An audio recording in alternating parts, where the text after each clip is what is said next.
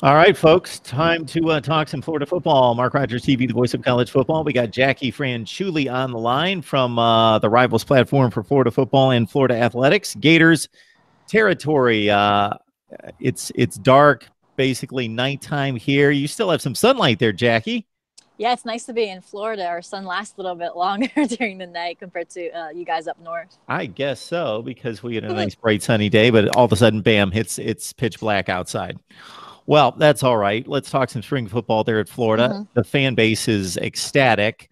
That's something I'm going to get to here in just a second. But if you ask any fan base, they can name the skill position players pretty readily, but often forget about who's along the trenches, and those are Hmm. typically the guys that decide the outcome of the game. So let's look at the offensive line first, because Right. during the Will Muschamp era, that was a trouble spot. On Hmm. through the Jim McElwain era, it's basically been a bad situation on the offensive line for the most part for the last 10 years until last year. Then they got a lot of good production. They had an experienced line that played really well together. And then, boom, they lose four of those guys, and now they're back in the starting blocks. Yeah, and that's one of the biggest stories going into spring is to seeing which linemen kind of step up to that first team and see which ones they can really roll into the second deep as well, because that's something that Mullen and Hevesy kind of stressed even last year, was they felt there was a big drop off between the first team and the second team last year. So if you think about it, that means this group of players were the ones that they were seeing significant drop off from last year. Now this group of players need to step up. Now Nick Buchanan is your center. He played significant minutes last year. He was a starter. So that is your lone starter returning.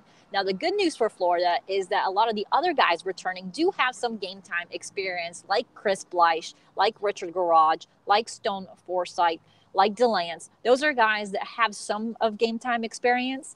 Obviously, they didn't start, but they did have some. They did rotate in. Now, the bad news for Florida is that Noah Banks has not been cleared to practice yet.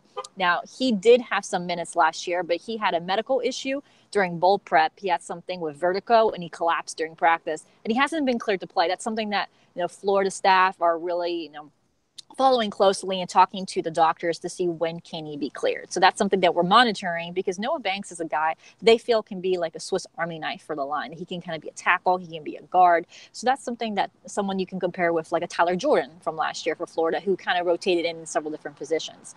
As far as the line right now, I think the biggest story for me especially is those four true freshmen that have early enrolled.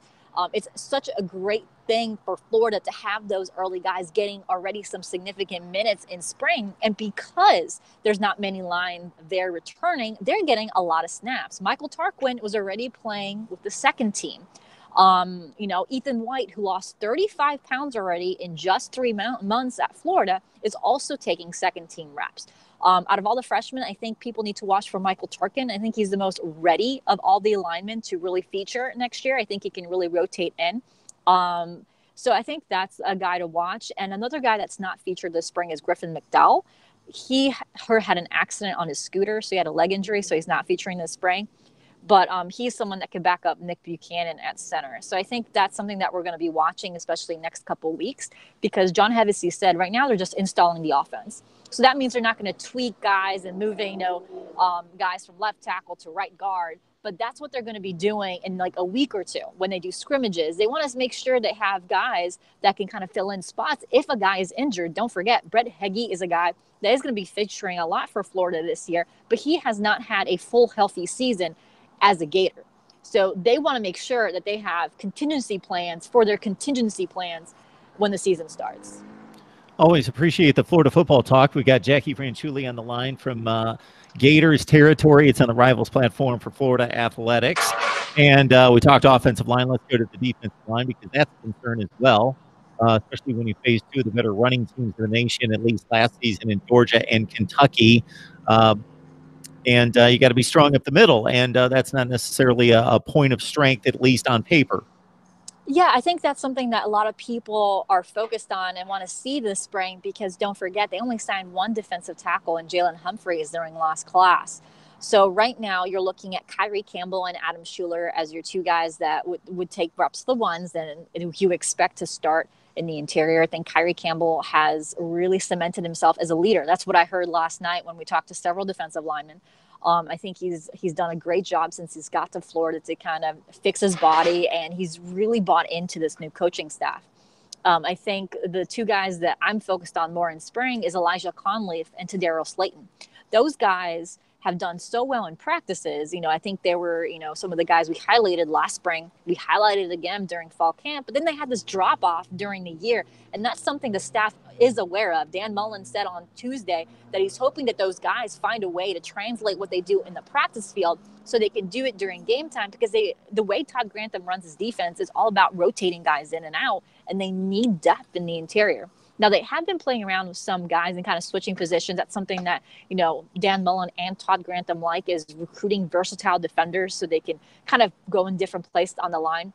A guy like Zach Carter, who's a redshirt sophomore, he was recruited as a defensive end by the former staff, but he can move inside now. And that's something that we've seen in the first couple of practices.